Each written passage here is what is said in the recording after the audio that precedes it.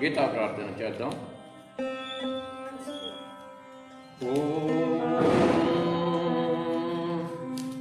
అర్థాయ ప్రతిబోధితాం భగవతా నారాయణేన స్వయం వ్యాసేన గ్రథితాం పురాణమునినా మధ్యే మహాభారతం అద్వైతామృతవర్షిణి భగవతే అష్టాదశాధ్యాయిని అంబా మనుసందదామి భగవద్గీతే భవద్వేషిణిం భగవద్గీతే భవద్వేషిణిం నమోస్తుతే వ్యాస విశాల బుద్ధే ఉల్లారవిందయత ప్రవనేత్ర ఏన త్వయా భారతైలపూర్ణః ప్రజ్వాలితో జ్ఞానమయః ప్రదీపః ప్రసన్నపారిజాతాయ స్తోత్రవిత్రైకప్రాణయే జ్ఞానముద్రాయ కృష్ణాయ గీతామృతముదహే నమః. సర్వోపనిషదో గావో గోబ్ధా గోపాలనందనః పార్థో వక్షసుధీర్భోక్తా దుగ్ధగీతామృతం మహత్తు వసుదేవసుతం దేవం కంసచానూరమర్దనం దేవకీ పరమానందం కృష్ణం వందే జగద్గురుం కృష్ణం వందే జగద్గురుం. జై శ్రీకృష్ణ పరమాత్మకు, నాగమాంబ గురుమాతకు, సకల గురుదేవులకు, జై శ్రీకృష్ణ పరమాత్మకు. ఓం శ్రీ గురుభ్యో నమః. 7వ అధ్యాయములో అనేక విధాలుగా మన యొక్క సృష్టి రహస్యము కానీ మన అంతరాత్మ యొక్క విషయాలు కానీ గొప్పగా ఉంటాయి. ఇందులో ప్రకృతి యొక్క విషయాన్ని స్పష్టంగా వర్ణిస్తాడు. శ్రీ భగవానువాచ మయ్యాసక్తమానః పార్థ యోగం యుంజన్మదాశ్రయః అసంశయం సమగ్రం మాం యదా జ్ఞానస్యసి తశృణు జ్ఞానం తేహం సవిజ్ఞానం. ఇది కూడా అయిపోయింది. ఇదం వశ్యామ్యశేషతః యజ్ఞత్వానేహ భూయోన్యత్ జ్ఞాతమవ్యమశిష్యతే. శ్రీ భగవంతుడు చెప్పెను, ఓ అర్జున, నాయందాసక్తి గల మనస్సు కలిగి నన్నే ఆశ్రయించి యోగమునాచరించుచు నిస్సందేహముగా సంపూర్ణముగా నన్నెట్లు తెలుసుకొనగలవో దానిని చెప్పెదను వినుము.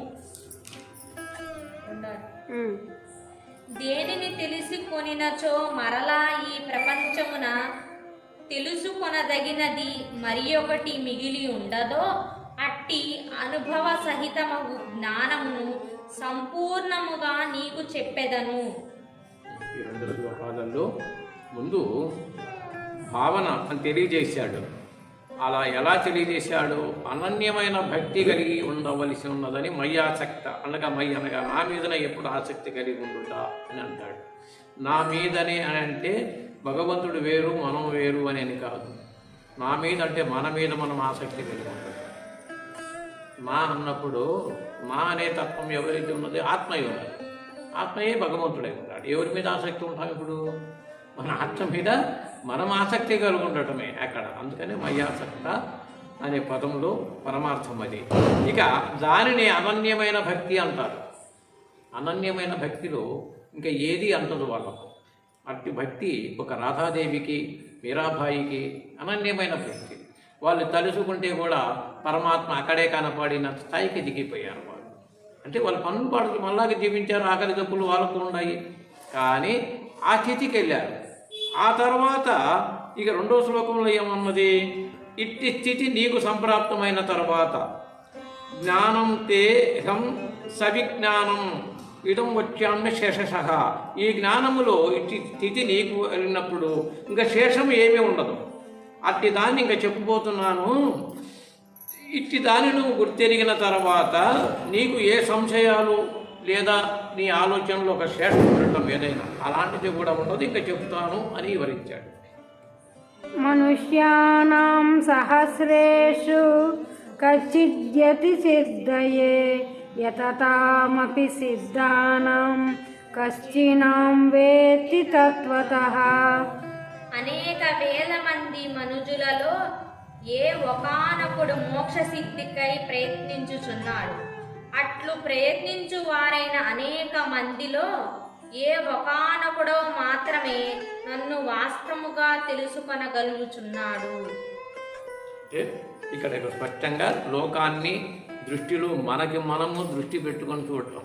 ఇప్పుడు లోకం ఎందరో ఉన్నారు, అందరూ జనాభా కెక్కిరిసినట్టు తిరుగుతూనే ఉన్నారని చూడటం. అయితే ఇట్లాంటి మనుష్యానాం సహస్రేషు కచ్చిత్ జతతి సిద్ధయ్య. సహస్రం అంటే 1000. ఒక 1000 మందిని పట్టుకొని ఆడ పెడితే ఇందులో ఏ ఒక్కడో దీని గురించి తెలుసుకోవడానికి ఇష్టపడతాడు. అంటే చాలామంది ఇష్టపడటం లేదనే మాట చెప్పాడు. ఇక మళ్ళీ అట్ట ఇష్టపడిన వారిని మళ్ళీ ఒక 1000 మందిని పెట్టుకుంటే అంటే యతదామపి సిద్ధానాం కచ్చిన్మాం ఎత్తి తత్వతః. అట్ట ఎతికి మళ్ళీ ఒక 1000 మందిని పట్టుకుంటే ఏ ఒక్కడో 1000 మందిలో పూర్ణంగా తెలుసుకుంటాడు. పూర్ణంగా ఈ స్థితిలో నిక్షలంగా ఉంటాడు. అంటే 1000కి ఒకడు అన్నట్టు అలా ఈ పూర్ణమైన అంటే అందరము ఆస్తికులమే దేవుడు ఉన్నాడని ఆరాధన చేస్తున్నాం. కానీ ఎలా ఉన్నది అంటే ఉన్నది ఉన్నట్టు తెలుసుకొని చెయ్యడం లేదు అని ఈ పరమార్థం చెబుతుంది. భూమిరాపో నలో వాయుః కమ్మనో బుద్ధిరేవ చ అహంకార ఇతి యం మే భిన్నా ప్రకృతిరష్టదా.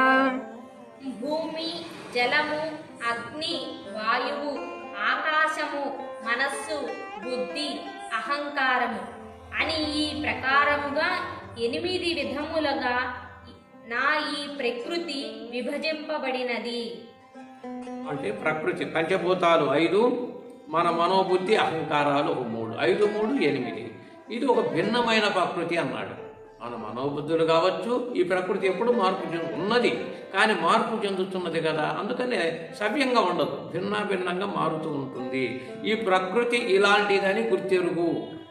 తర్వాత అపరేయమితస్య స్వానం ప్రకృతిం విద్ధి మే పరాం జీవభూతాం మహాబాహో యయేదం జార్యతే జగత్.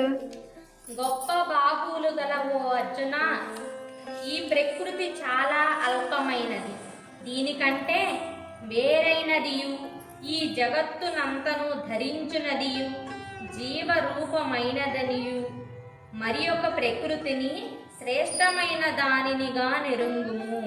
ఇందాక నేను చెప్పాను సజీవంగా ఉన్నది ఒక ప్రకృతి అని, ఆ భగవంతుడు ఆ రూపంలో ఉన్నాడు అని, అదే పదాన్ని ఇక్కడ ఇచ్చాడు. అంటే ఇది ప్రకృతి కనపడుతుంది మనకు, దీనికంటే వేరైనది మూల ప్రకృతి అంటాం. అంటే ఈ ప్రకృతికి మూలమైంది ఏంటి? ఆ మూల ప్రకృతి ఏదో అది భగవంతుడై ఉంటాడు. మూలం ఒకటి ఉంటేనే కదా అందరం వచ్చింది అనుకుంటే, ఆ మూల ప్రకృతి జీవ ప్రకృతి అన్నాడు. జీవం అక్కడి నుంచి రావాలి, జీవం ఇక్కడిది కాదు. జీవం ఎక్కడి నుంచి వచ్చింది? పైనుంచి రావాలి. కేవలం మనకు ప్రత్యక్షంగా అర్థం కావడానికి గ్రహాలు అక్కడి నుంచి ఉత్పన్నమయ్యే వర్షం పైనుంచి వస్తున్నాయి కదా, కింది నుంచి ఏమి వినటంలా. కానీ వచ్చినది నశించటం లేదు. వచ్చిన వర్షాలు మళ్ళీ సూక్ష్మ రూపంలో పైకి వెళ్తున్నాయి, నీరు ఎండిపోయినప్పటికీ వెళ్తుంది, మళ్ళీ వస్తూ ఉంది. అంటే కాలచక్రం ఇదే కాలచక్రం తిరుగుతుంది. మళ్ళీ సూక్ష్మ రూపంలో పైకి వెళ్ళిపోతుంది, మళ్ళీ వర్షిస్తూ ఉంది. ఇలా భావించు ఈ ప్రకృతిని. అనగా దీనికి మూలముగా సూక్ష్మంగా ఉన్న ప్రకృతి ఏదో అది నా ప్రకృతి, అది పరాప్రకృతి, మూల ప్రకృతి, జీవ ప్రకృతి. అప్పుడు మనం ఎక్కడి నుంచి వచ్చాము? ఇది మన సొంతూరు కాదు, ఉన్నది పొరుగురు అన్నట్లు మన మూలము పైనే ఉన్నది. దానికి ఏతద్యోనీని భూతాని సర్వాణి చుపదారయ అహం కృత్స్య జగతః ప్రభవః ప్రళయస్తదా. సమస్త భూతములను ఈ రెండు విధములకు ప్రకృతుల వలనే కలుగునవి అని తెలుసుకొనుము. నేనే ఈ సమస్త ప్రపంచము యొక్క ఉత్పత్తికి వినాశనమునకు కారణభూతుడై ఉన్నాను. మత్తః పరతరం నాన్యత్ కించిదస్తి ధనంజయ మయి సర్వమిదం ప్రోతం సూత్రే మణిగణా ఇవ. ఓ అర్జున, నాకంటే వేరుగా మరి ఒకటి ఏదియూ లేనే లేదు. దారమందు మణుల వలె నాయందు ఈ సమస్త ప్రపంచము కూర్చబడినది. అంటే మనుల వలె ఈ సమస్తము కూర్చోబెట్టి, మనులు హారం మనం వేసుకుంటున్నాం కదా, ముత్యాలు హారాలు వేసుకుంటాం. అట్లా ఈ సమస్త ప్రాణులు దీని యందు కూర్చబడి ఉన్నవి, ఏది బయట లేదు. అన్నీ కూడా ఈ జీవులందరూ దీంట్లో తగులుకొనే ఉన్నారు అని చెప్పి ఇచ్చాడు. అంటే దీనిని స్పష్టంగా ఒకటి, మనము బయట లేము, అంతయు ఆయన ఆధీనంలో ఉన్నాము. బ్రహ్మాండంలో నుంచి పిండాండం మనం వచ్చాము. అంటే బ్రహ్మాండము పిండాండము సంబంధం ఎలా ఉన్నదంటే, ఒక భోజనంలో పెద్ద అండా పెట్టి వంటలు చేస్తాం, అందులో ఒక మెతుకు తీసుకొని ఉడికిందా లేదా అని చూస్తాం. బయటకు వచ్చిన మెతుకే పిండాండం, అది బ్రహ్మాండం అంతటా ఉన్నది. అది అన్నిటికీ ఆధారమై ఉంటాయి. జీవుల కంటే ఆహారం ఏంటి? అదే ఆ బ్రహ్మాండమే. బ్రహ్మాండం నుంచి పిండాండాలు ఇలా వస్తాయి. మళ్ళీ ఆ పంచుకొని అందరం భుజించి జీవిస్తున్నాము. బ్రహ్మాండం నుంచి అందరం ఇలా వచ్చామని భావన చేస్తే ఉన్నది ఉన్నట్టు మనకు దైవత్వం తెలుస్తుంది. రసోహమస్స కౌంతేయ ప్రభాస్మి శశి సూర్యయోః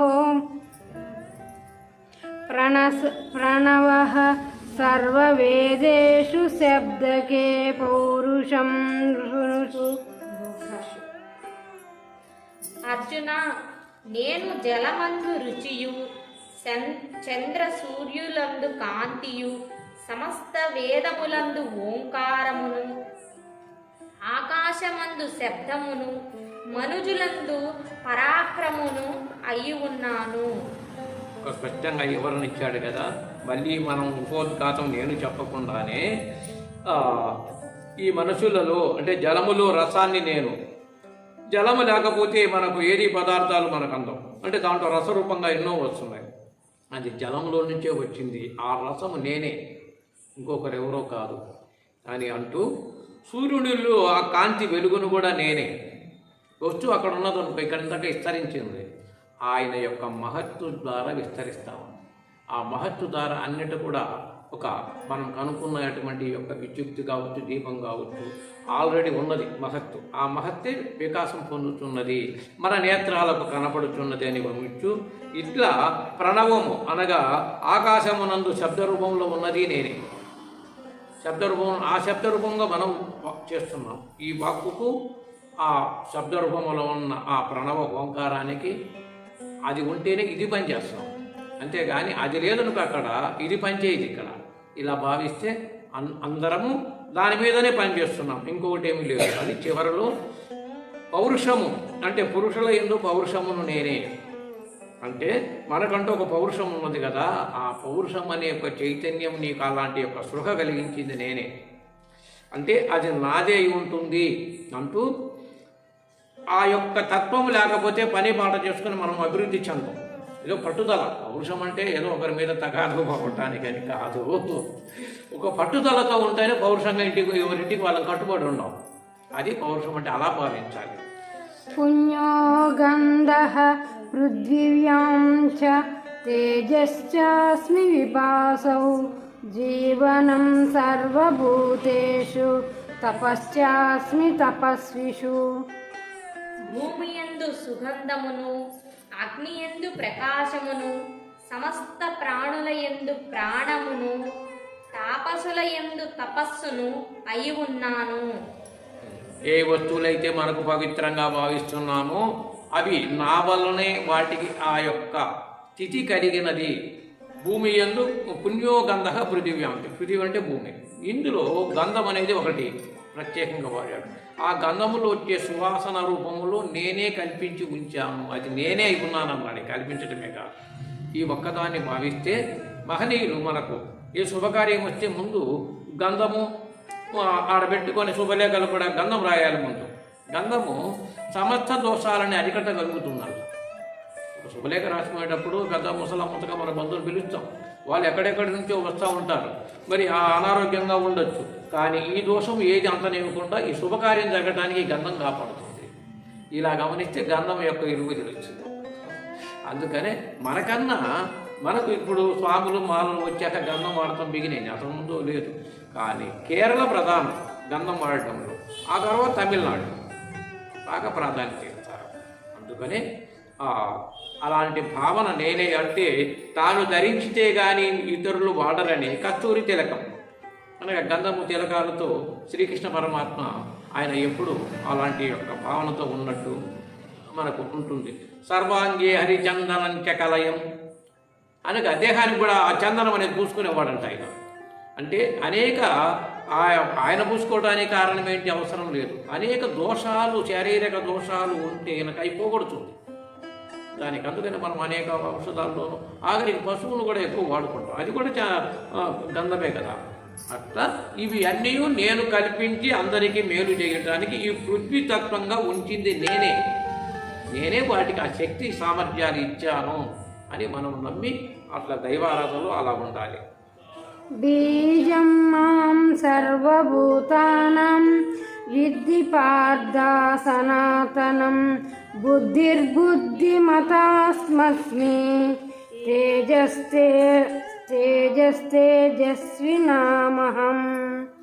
ఓ అర్జున, నన్ను ప్రాణుల యొక్క శాశ్వతమైన బీజముగా నెరుంగుము, మరియు బుద్ధిమంతుల యొక్క బుద్ధియు ధీరుల యొక్క ధైర్యమును నేనే అయి ఉన్నాను. ఇక్కడ బీజం మాం సర్వభూతానం, బీజం విత్తనం కావాలి కదా అంటాం, చుట్టు ముందా ఇట్టు ముందా అన్నట్టు ఆ బీజం నేనే అయి ఉన్నాను. ఎవరు లేరు, నేనే అయి ఉన్నాను అంటే ఇంకా సంశయం పోయింది. ఇక దైవ మహత్తే ఏదున్నా కానీ వస్తూ ఉంటాయి. అది మా మనగా నేను సర్వభూతములకి, భూతాలకు కావచ్చు మరొకటి కావచ్చు. ఇది పార్థ సనాతనం, ఇది నిర్ణయమై ఉన్నది, ఇది సనాతనమైంది. ఇప్పుడు అప్పుడో ఎప్పుడో వచ్చిందని ఎవరికి తెలియదు ఈ సంగతి. మరి ఏం తెలుసు మనకు సృష్టి ఎప్పుడు పుట్టిందంటే చెప్పగలమా? అందరికీ తెలియదు. సనాతనం అన్నాడు అంటే ఆది అంత్యము లేని సనాతనమై ఉన్నది. ఇక మీరు ఏర్పడ్డారు కదా, మీ బుద్ధిలో బుద్ధిని నేనే, తేజస్సును కూడా నేనే. తేజస్సు ఉన్నది, ఈ తేజస్సు ఉన్నది, అందులో మనము కూడా ఉన్నాము. ఇది అంతయు అది నేనై ఉన్నానని భావించు. అప్పుడు దాని యొక్క అనుగ్రహాలు పొందుతాం. దైవం తెలుసుకోవటం ఎలాంటి అనుగ్రహం మనకు కావాలంటే తెలియాలి. తెలిసినప్పుడే మనం ఎస్ మార్కు పడుతుంది, కానీ తెలియకపోతే మైనస్ మార్కు పడుతుంది. ఇంతే, ఒకటే లెక్క. విద్యార్థి యొక్క పరీక్షలో ఎంతలో ఇది కూడా అంతే. బలం బలవతాం చాహం కామరాగ వివర్జితం ధర్మా విరుద్ధో భూతేషు కామోస్మి భరతర్షభ. భరతకుల శ్రేష్ఠుడవగు ఓ అర్జున, నేను బలవంతుల యొక్క ఆశ, అనురాగము లేని బలమును, ప్రాణులయందు ధర్మమునకు వ్యతిరేకము కాని కోరికయు అయి ఉన్నాను. ఒక బలవంతుడు ఉన్నాడు అనుకో, ఆ బలము, ఆ శక్తి నా ప్రసారం ద్వారానే తన యొక్క అనేక జన్మల యొక్క పూర్వ సుకృతముల వల్ల కానీ, లేకపోతే లోకాన్ని ఉద్ధరించడానికి తానే సృష్టించినా కానీ ఉంటుంది. ఆ బలము నేనే ఉంటాను. సమస్త ప్రాణుల యందును ధర్మమునకు విరుద్ధము కానీ బలమును, నేనే ఉన్నాను. అంటే కోరికలు కూడా రాగము లేని కోరికను నేను అన్నాడు. రాగము అంటే దాని మీద ఎక్కువగా మక్కువ కలిగి ఉంటా. అలా ఎప్పుడైతే ఉన్నదో ద్వేషం కూడా వస్తుంది. రాగము ద్వేషము, రాగద్వేషాలు ఎలా వస్తాయంటే ఒకటి ఉంటే రెండోది ఉంటుంది వెంటనే అనేది. దానిని అలా లేకుండా అన్నిటి యందు సమానత్వంగా ఉండుట ఏదైతే ఉన్నదో అది నేనై ఉంటాను. అప్పుడు ఏ చైవ సాత్విక భావ రాజసస్తమశాశ్చ ఏ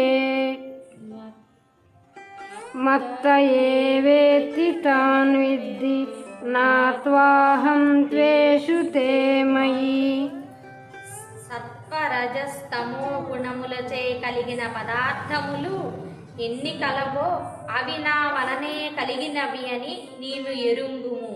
అయితే నేను వాని యందు లేను, అవి నా యందు ఉన్నవి.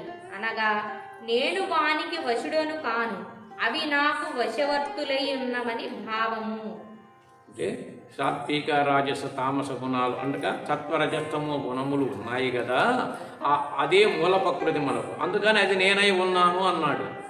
మూల ప్రకృతి ముందు ఓంకారం, అకార ఉకారం అకారములు, దాంట్లో నుంచి 3 గుణాలు వచ్చాయి. ఆ 3 గుణాల నుంచే ప్రకృతి విస్తరించడానికి దానిని మాతృత్రయములు అంటారు. మాతృడి తల్లు కూడా మనం జన్మించడానికి అట్లా ఏర్పడి ఉన్నది. అది నేనై ఉన్నాను.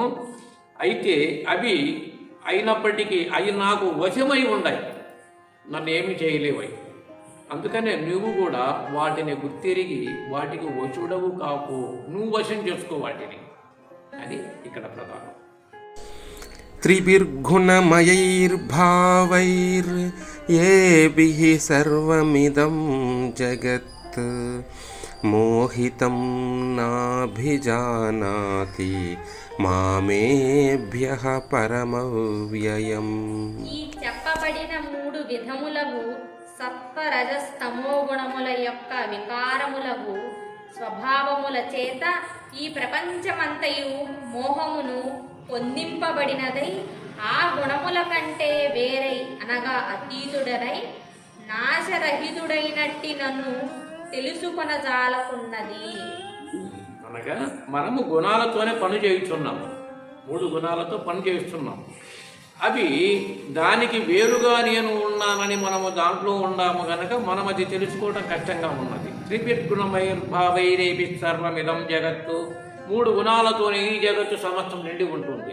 అంటే ఏదో పని పాట చూసుకుంటాము, ఆ తర్వాత పని పాటలు చేసిన రజోగుణం, ఇప్పుడు ఉత్తమంగా ఎడగొడుతున్నాం సత్వగుణం, నిద్రపోయాం తమో గుణం. దీంతో లోకమంతా మునిగి తేలుతూ ఉంది. కానీ వాటి చేతనే అనేక ఆలోచనలతో అంటే ఇది నాది నాది అని మోహితం నాభిజానాతి అనగా మామేభ్యః పరమవ్యయం, నేను దానికి వేరుగా ఉన్నాను. పరం అనగా అవ్యయం, అది ఏమి అంటకుండా అవ్యక్తంగా నేను వేరే ఉన్నాను అర్జున, అవి నన్ను వాటిని నేనేమీ అంటుటలేదు అన్నప్పుడు మనము కూడా ఆ భావన కలిగి ఉండవలసిన అవసరం ఉన్నదని ఈ శ్లోకం నుంచి ఇంకా బిగిన్ అవుతుంది.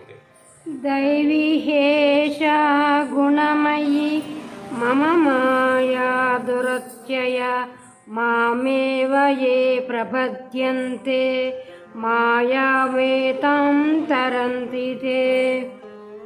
ఏలయనగా దైవ సంబంధమైనదియు త్రిగుణాత్మకమైనదియునగు ఈ నా యొక్క మాయ దాటుటకు కష్టసాధ్యమైనది. అయినను ఎవరు నన్నే శరణు పొందుచున్నారో వారి మాయను దాటివేయగలరు. దైవ సంబంధమైన ఇవన్నీ దైవ సంబంధమని బాగా గుర్తుంచుకోదగింది. ఏదంటే ఇంతవరకు చెప్పిన అన్నీ దైవ సంబంధమైన ఏను, ఎవరు ప్రత్యేకంగా ఇంకొకరెవరు సృష్టించలేదు. దైవికేశ గుణమయి, ఈ 3 గుణాలు ఇది దైవ సంబంధమైనవే, నేనే సృష్టించాను కనుక నా సంబంధమే అయి ఉన్నాయి. మమ మాయా దురత్యయ, మమ నా యొక్క మాయని ఎవడు అతిక్రమించి జయించలేడు ఇక్కడ ఎవడు. కానీ మాం ఏవయే ప్రపద్యంతే మాయామేతాం తరంతితే, దానికి అధిష్టానమైన నేను నన్ను యథార్థంగా ఎవడైనా తెలుసుకుంటాడో ఈ మాయను ఊరికనే దాటిపోతాడు. ప్రపద్యంతి అంటే మాయామేతాం తరంతితే అంటే దాటిపోవుచున్నాడు. అది నీ కింద పడి ఉంటే నువ్వు దాటిపోతావు. ఎంత సులువుగా చెప్పాడంటే ఈ మాయ ఏమి చేయదు, నువ్వు ఊరకనే సులువుగా దాటిపోతావు, తారని తిట్టే దాటిపోవుతా అంటే చాలా సులువుగా ఎప్పుడు నన్ను గుర్తెరిగినప్పుడు, దీనికి అధిష్టానమైన నన్ను తెలుసున్నప్పుడు నువ్వు మాయం దాడుతావు.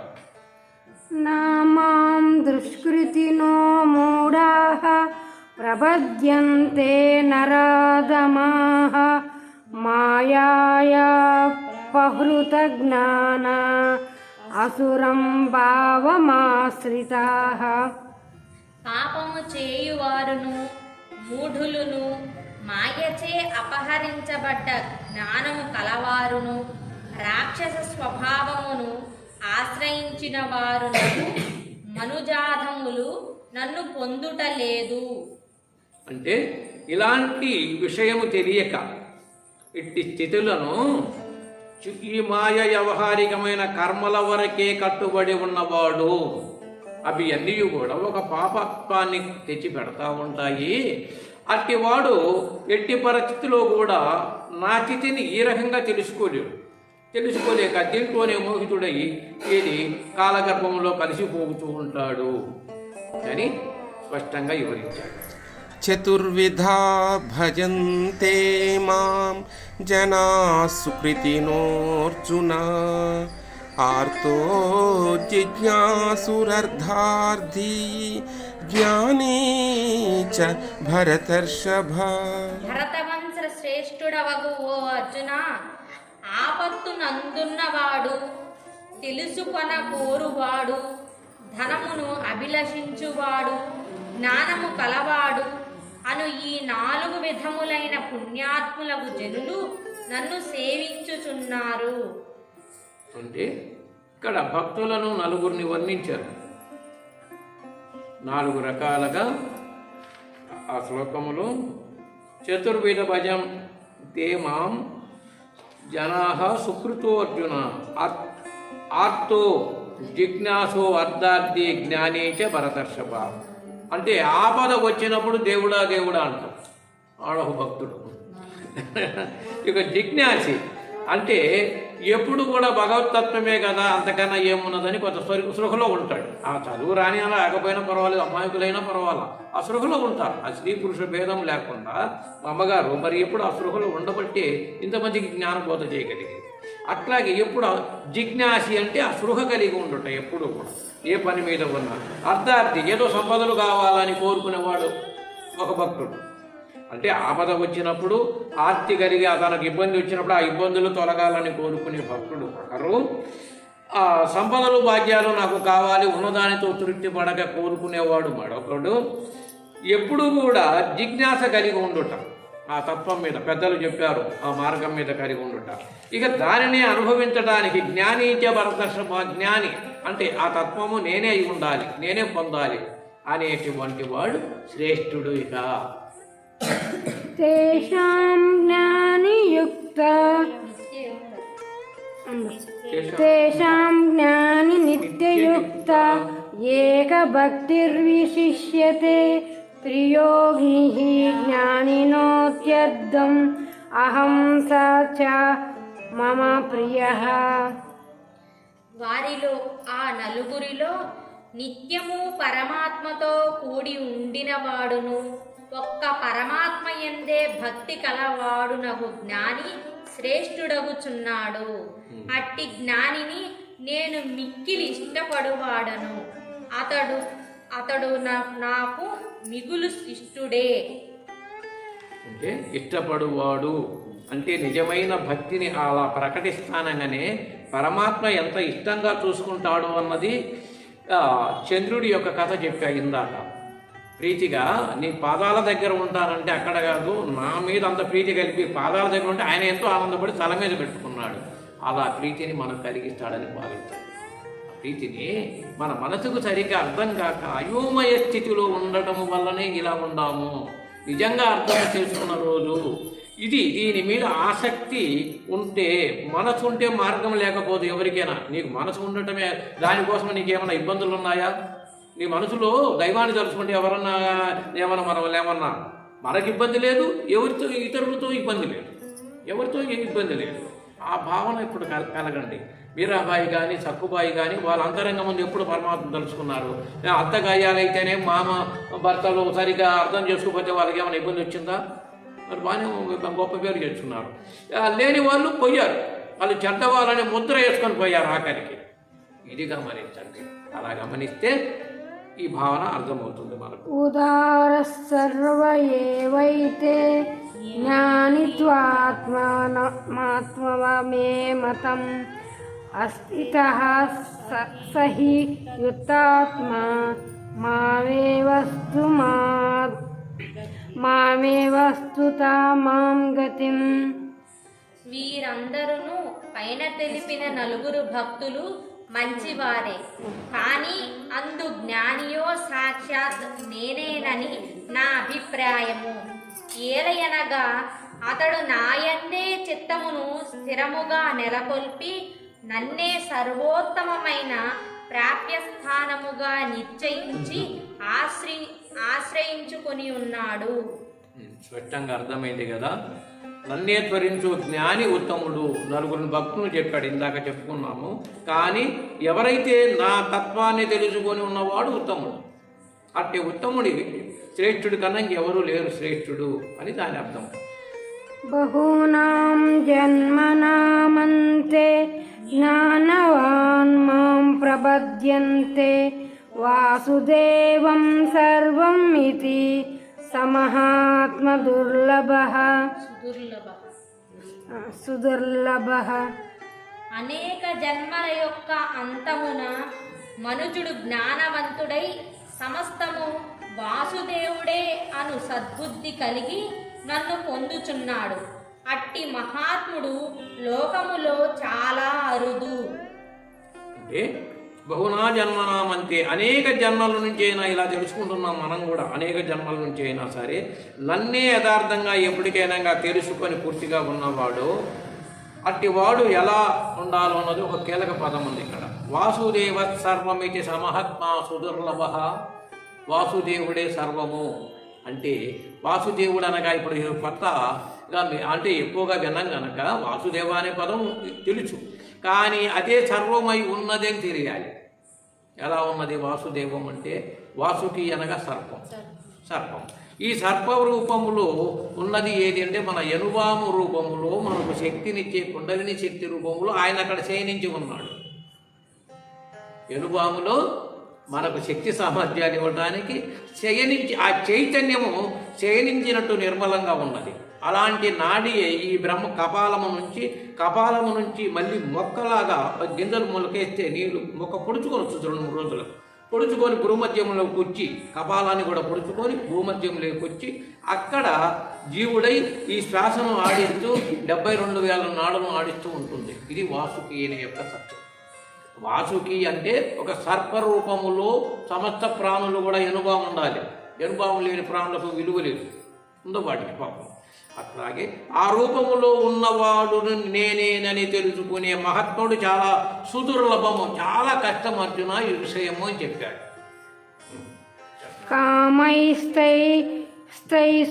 కామైస్తైశ్రుతజ్ఞానాః ప్రపద్యంతేన్యదేవతాః తతం తం నియమామాస్తాయ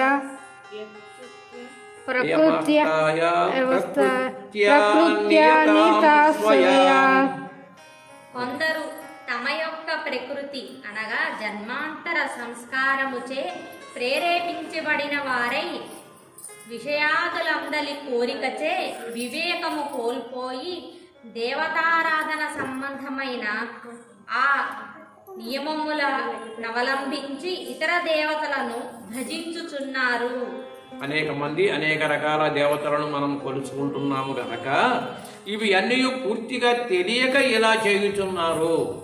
అనేక మంది దేవతలుగా భావించడం ఏంటంటే నేనే సర్వమై ఉన్నాను అని తెలియకపోవటం వల్ల ఇలా చేస్తున్నారు అని దాని భావం. యో యాం తనుం భక్తః శ్రద్ధయోర్చితమిచ్చతి తస్యాచలం శ్రద్ధాం తామేవ విదద్ధామ్యహం. ఏ ఏ భక్తుడు ఏ ఏ రూపమును శ్రద్ధతో పూజింపదలచుచున్నాడో దానికి తగిన శ్రద్ధని వానికి నేను స్థిరముగా కలుగు చేయుచున్నాను. మన కర్మానుసారాన్ని ఫలాలను స్పష్టంగా చెప్పాడు. ఎవరెవరు ఏ ఏ శక్తి సామర్థ్యాలతో కానీ ఆసక్తి కలిగి ఉండటము కానీ చేస్తున్నారో వారికి తగిన ఫలితాలు వాళ్ళకు నేను ఇలా ఇస్తున్నాను. అంతేగాని ఒకరికి ఎక్కువని, ఒకరి ప్రీతి అని, ఒకరి మీద ద్వేషమని అవన్నీ ఏముండదు. వారి యొక్క స్వభావాన్ని బట్టి ఆ ఫలితాలు ఇస్తున్నాను. అలాగే మన భావాన్ని మనము అర్థం చేసుకొని మనము ఆ భావనలో ఏదైనా ఉంటే మన పరిశీలనతో మనము ఆ భగవతత్వాన్ని తెలుసుకోవటమే ఇక్కడ ప్రధానము. కొద్ది శ్లోకాలు ఏమున్నాయి, పూర్తి చేద్దాం. ఒక 5 నిమిషాల్లో సరిపోతాయి. సాతయా శ్రద్ధయా యుక్తః తస్యారాధనమిహతే లభతే చ తతః కామాన్ మయైవ విహితాన్ హితాన్. అతడు అనగా పైన తెలుపబడిన కామ్యబద్ధుడు అట్టి శ్రద్ధతో కూడుకొనిన వాడై ఆయా దేవతల యొక్క ఆరాధనను గావించుచున్నాడు. మరియు నాచే విధింపబడిన ఆయా ఇష్టఫలములను ఆయా దేవతల ద్వారా పొందుచున్నాడు. దేవతలను ఎవరిని ఎలా ఆరాధించినప్పటికీ కూడా ఉన్నది సర్వేశ్వరుడు ఒక్కడే, సమస్త సర్వంతర్యామి ఒక్కడే అని చేసిన వారికి నా యొక్క వారి దేవతలు వేరుగా భావించిన ఆ ఫలితాలు ఇచ్చుచున్నది కూడా నేనే. వాళ్ళు ఆ రూపంలో భావించారు కనుక ఆ రూపంలోనే ఇస్తున్నాను. కానీ ఇక్కడ ఆ రూపాలు ఫలాలలో ఉన్నది కేవలము అతీతమైన గొప్ప స్థితిని ఒకదాన్ని ఆశ్రయిస్తే గొప్ప ఫలితాలు వస్తాయి. చిన్న చిన్న దేవతలుగా భావిస్తే చిన్న చిన్న ఫలితాలే వస్తాయి. ఇది తెలుసుకోవటం ప్రధానం. అంతవత్తు ఫలం తేషాం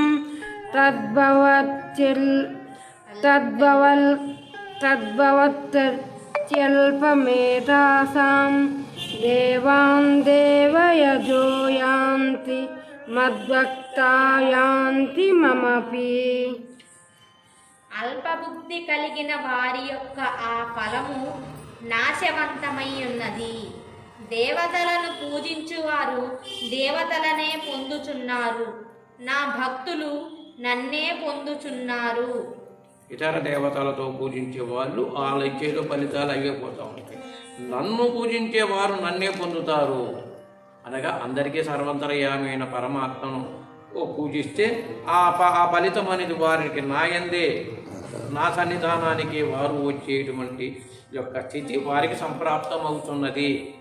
అవ్యక్తం వ్యక్తిమాపన్నం మన్యతే మా బుద్ధయః పరం భావమజానంతో మమావ్యయమనుత్తమం. భగవంతుడు వాస్తవముగా నిరాకారుడు, సర్వవ్యాపి, ప్రపంచాతీతుడు, ప్రకృతికి విలక్షణమైనవాడు, అనంతుడు, నాశరహితుడు. లోక కళ్యాణార్థమై వారు అప్పుడప్పుడు దేహమును ధరించి దుష్ట శిక్షణ, శిష్ట రక్షణ, ధర్మ సముద్ధరణాది కార్యములను నొనర్చుటకై లోకమున అవతరించుచుందురు. మాయను స్వాధీనపరుచుకొనిన వారు కనుక వారు తన ఇష్ట ప్రకారము దేహమును ధరించుటకు త్యజించుటకు శక్తి కలిగియుందురు. అవ్యక్తం వ్యక్తిమాపన్నం, అవ్యక్తంగా ఉన్న నేను వ్యక్తిమాపన్నం అంటే అవతారం ఎత్తాను. ఇప్పుడు ఏదో సామాన్య మానవునిగా నన్ను భావిస్తున్నారు. మన్యంతే మామబుద్ధయ, మందబుద్ధులు నన్ను ఒక సామాన్యుడిగా, అంటే కృష్ణుని రాముడిని కూడా చాలామంది సామాన్యుడిగా భావించి దూషణ కృష్ణుడు చేసిన వారే. అట్లా మందబుద్ధులు ఇలా ఉంటారు అంటూ పరంభావమజానంతో మమ అవ్యయమనుత్తమం, పరతత్వతత్వముతోనే ఏర్పడి అవ్యయం అనగా వ్యయము కాని వాడిగా ఎప్పుడు నేను ఉన్నానని నన్నెరిగిన వారు ఉత్తములై ఉంటారు ఎప్పుడూ కూడా. అంటే ఆనాడు ఉన్నారు ఉత్తములుగా, ఈనాడు కూడా అలాంటి భావన చేసిన వారు ఎప్పుడు ఉత్తములుగానే ఉన్నారు. నాహం ప్రకాశస్య సర్వస్య యోగమాయా సమావృతః మూఢోయం నాభిజానాతి లోకో మామజవ్యయం.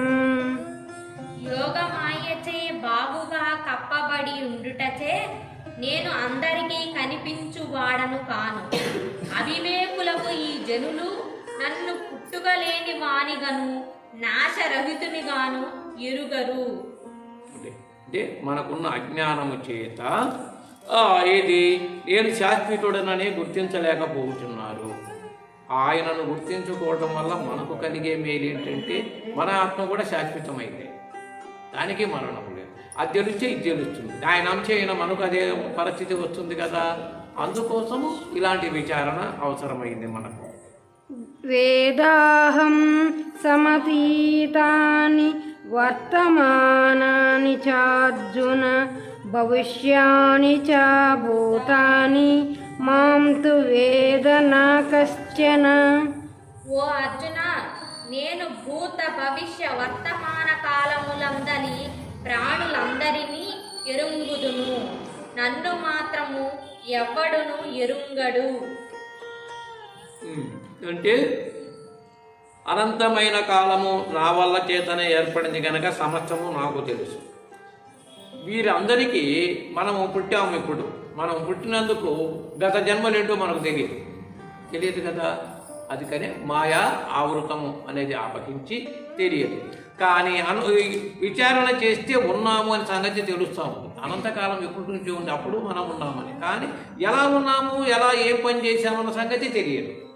ఒక జ్ఞాన సంపన్నత, పరాత్పరుడు అన్నిటికో కర్త కనుక ఆయనకు నాకు అన్నీ తెలుసు అని చెప్పాడు.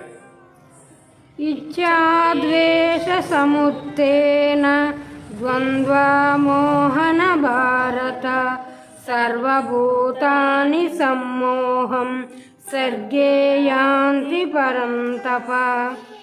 శత్రువులను తపింపజేయు అర్జున, సమస్త ప్రాణులను పుట్టుకతోనే రాగద్వేష జనితమగు సుఖ దుఃఖాది ద్వంద్వ రూపమైన వ్యామోహముల వలన మిక్కిలి అజ్ఞానమును పొందుచున్నవి. అంటే ద్వంద్వములు కేశాం స్వంత గతం పాపం జనానాం పుణ్య సుకృతం అనగా అనేక రకాల యొక్క జన్మల యొక్క ప్రారంధములు కానీ ఆ అనేక జన్మలతో ఏదో మనకు ప్రాప్తమై ఉంటే ఈ జన్మలో ఉన్నటువంటి వాటికి సరిగ్గా అర్థవంతము లేకుండా అయోమయంగా జీవిస్తాము అనగా ద్వంద్వ మోహితాత్మకులమై ఉన్నాము. ద్వంద్వం అంటే అవునా కాదా అనే ఈ రెండు భావాలు ఉంటాయి. అట్లా కాకుండా భజంతే మాం దృఢవ్రతాః, అన్నిటికూ మూలము ఒకటే ఉన్నదని యథార్థంగా నన్ను తెలుసుకొని భజించువారు దృఢమైన వ్రతము కలిగిన వారు. వ్రతాలు అనుకుంటున్నాము, ఇక్కడ ఇలా తెలుసుకున్నదే నిజమైన దృఢమైన వ్రతం. ఈ భావన కలిగి ఉండడమే ఒక వ్రతం. జరామరణ మోక్షాయ మామాశ్రిత్య చెప్పేసారు భావం అని. ఏషాం త్వంతగతం పాపం జానాం పుణ్యకర్మాణం. ఇందాక చెప్పారు కదా ద్వంద్వ విముక్త అనే పదానికి తాత్పర్యం చెప్పారు, భావం చెప్పారని నేను లాట్లో సరే సరేలే. ఏషాం త్వంతగతం పాపం నానాం పుణ్యకర్మాణం తే ద్వంద్వమోహ నిర్ముక్త భజంతే మాం దృఢవ్రతాః. జరామరణ మోక్షాయ మామాశ్రిత్య యన్తి యే తే బ్రహ్మ తద్విద్దుఃకృత్స్నహం ఆధ్యాత్మం కర్మ చాకిలం. ఎవరు వార్ధక్యమును మరణమును పోగొట్టుకొనుట కొరకు నన్ను ఆశ్రయించి ప్రయత్నము చేయుచున్నారో వారు సమస్త ప్రత్యేగాత్మ స్వరూపమును సకల కర్మమును ఆ బ్రహ్మమేనని తెలుసుకొందురు. అంటే ఇది ఇందాక ఏది అయినా ఉన్నది మూలమనే పదార్థము బ్రహ్మ పదార్థము ఒకటేను అని తెలుసుకున్నప్పుడు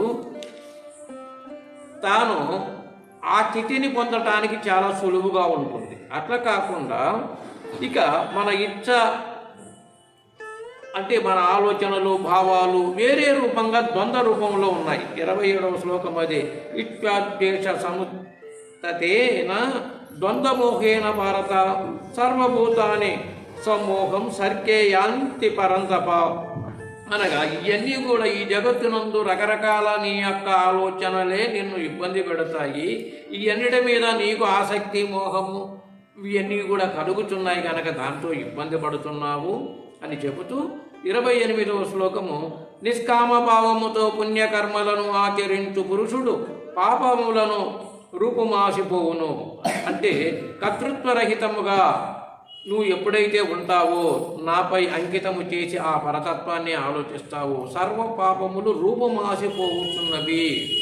అనగా వాటి యొక్క స్థితి ఉనికి కూడా నీకు ఉండదు.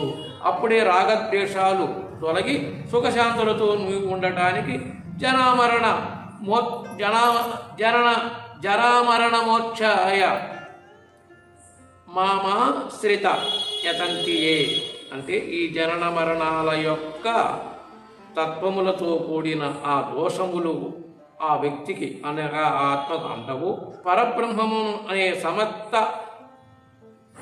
ఆధ్యాత్మమును సంపూర్ణముగా తెలియను. ఆధ్యాత్మికము అనే పదం ఒకటి ఉంది మనకు. ఆధ్యాత్మికము అంటే తన్ను తాను తెలుసుకొనటానికి దాని అర్థం. అక్కడ ఆధ్యాత్మిక కార్యక్రమాలు అంటాం. కార్యక్రమాలని ఏదో కొద్దిగా పలహారాలు పెట్టుకొని పూజలు చేసుకొని పోయి ఆధ్యాత్మికమని దాన్ని కూడా వాడుకుంటాం. కానీ అసలు ఆ పదానికి అర్థం ఏంటంటే తన్ను తాను తెలియట. అనగా తన ఆత్మను ధ్యానము చేసి తెలుసుకుంట. ఆధ్యాత్మికం. కం అనగా ఆ ఆకాశము, తన యొక్క అంతరంగము ఒక ఆకాశం. కమ్ అంటే ఆకాశం అని వస్తుంది. భూమి రాపో నలో వాయు కమ్ మనో బుద్ధిరేవచ్చ ఈ అధ్యాయంలో ఉన్నది 3వ శ్లోకం. భూమి రాపో నలో వాయు కమ్ అనగా ఆకాశం. అనగా ఈ పంచభూతాలు అనేటప్పుడు కమ్ అనే పదానికి ఆకాశాన్ని వర్ణించాడు. అట్లాగే నీ అంతరంగమందు ఉన్నది యొక్క విశాలమైన ఆలోచనలు ఎన్నో పుడతా ఉంటాయి నీకు. అక్కడ ఆ స్థితులన్నీ తీసి ఏదైతే ఈ ఉత్తమ స్థితి నీ హృదయంలో కలుగుతుందో అప్పుడు నీవు మోక్షానికి అర్హుడవుతావు. సమస్త దోషాలు ముందు తొలుగుతాయి అన్నది ఆ యొక్క శ్లోకాల యొక్క పరిమితం. చివరి శ్లోకం. సాధిభూతాది దైవం మాం సాధియజ్ఞం చ ఏ విదుః ప్రయాణకాలేపి చ మాం తే విదుర్యుక్తచేతసా. అధిభూత అధిదైవ అధి యజ్ఞముతో కూడియున్న నన్నెవ్వరు తెలుసుకొందురో వారు దేహ వియోగ కాలమందును నిలుకడగల మనస్సు గలవారై నన్నెరుంగగలరు. ఆదిభూతమును నేనే, ఆది దైవాన్ని నేనే, ఆది యజ్ఞాన్ని కూడా నేనే. ఆదిభూతం అంటే మొట్టమొదటి ఆ భూతాలు ఏదో ఆదిగా ఉన్నాయి, అవి ఉంటే మనం వచ్చాము, అది కూడా నేనే ఉన్నాను. ఆది దైవం, మొట్టమొదటి దైవం ఎవరు అంటే అది నేనే. ఆది యజ్ఞాన్ని అంటే సమస్తాన్ని పనులు చేపిస్తూ ఉన్నది కూడా నేనే. అలా ఎవరైతే ఎరుగుతారో అట్టివారు ఆత్మ యొక్క స్థితి నిశ్చలముగా ఉండి వారి నిశ్చల స్థితితో నన్నే పొందుతున్నారు. నీ ఆత్మ నిశ్చలమైతే పరమాత్మ నిశ్చలమవునురా. ఒక కీర్తన ఉన్నది. ఈ కీర్తన అధ్యాయం పూర్తయింది కనుక నీ ఆత్మ నిశ్చలమైతే పరమాత్మ నిశ్చలమౌనురా, పరమాత్మ నిశ్చలమౌనురా.